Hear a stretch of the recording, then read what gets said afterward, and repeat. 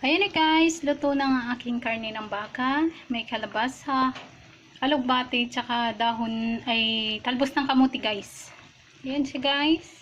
Off ko na yung apoy niyan. Ayan guys. Oh. Try nyo rin itong lutuin guys. Lutong probinsya ito.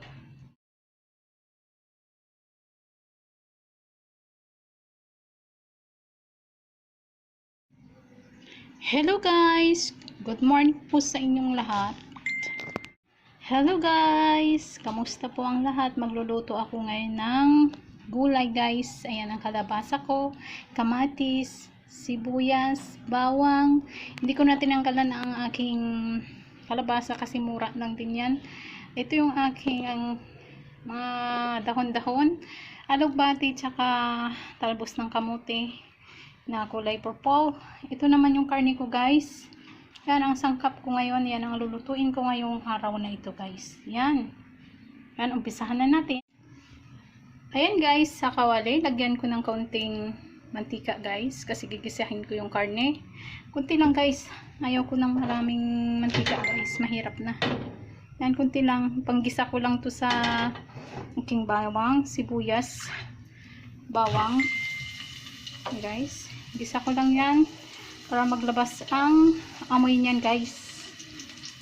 Hintayin lang natin lumabas ang amoy niyan. Yan na guys, medyo nasunog ang aking bawang, pero okay lang yan. Sibuyas, kamatis. Ayan guys, okay lang yan guys, okay lang yan. Tapos ilalagay ko ngayon ang aking karne.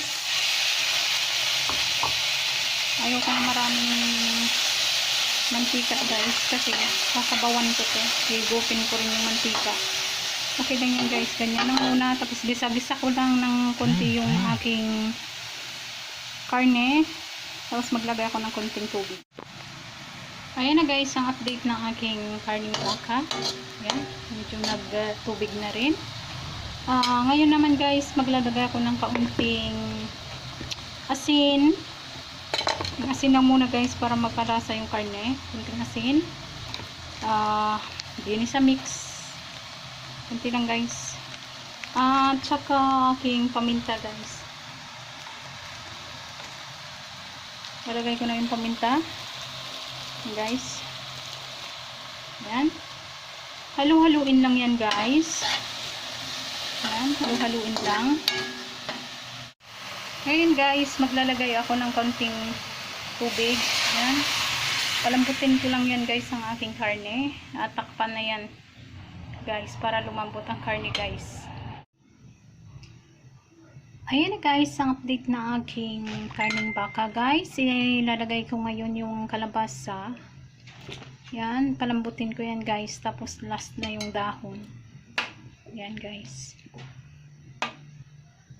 Kung napapansin nyo, kunti lang ang karne ko guys. Okay na yan sa akin. Ayaw ko ng maraming karne guys. Mahirap na. Hindi naman pwede na hindi tayo kumain. Pero may control tayo sa sarili natin guys. Ayan. Mas importante ang gulay sa ating katawan guys. Ayan na guys. Ang update ng aking kaunting karne ng baka at saka kalabasa. Ngayon naman guys, ilalagay ko yung mga talbos na mga gulay guys, talbos ng kamote at saka yung aking alugbati guys, yung dahon, mga dahon-dahon ang ilalagay kong last ngayon guys. Saglitan lang ito nang hindi mag-overcook yan. Yan guys.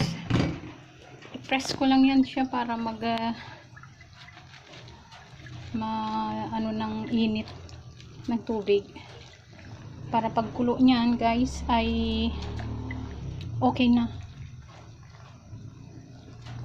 Nang may kahit paano may sustansya tayo sa ating katawan guys.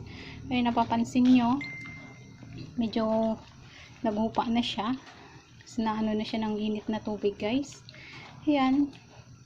Antayin ko lang yan na kumulo guys ha.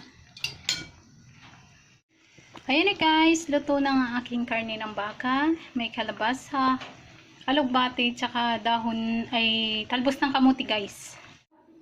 Ayan na guys, nakalagay na rin ako sa aking bowl. Ayan guys. Yan. Oh, ready nang kumain guys. Yan ang aking tanghalian sa araw na ito guys.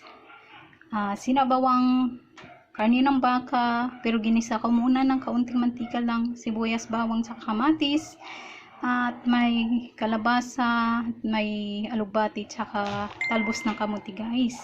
Yan guys, try nyo rin ito. Yan.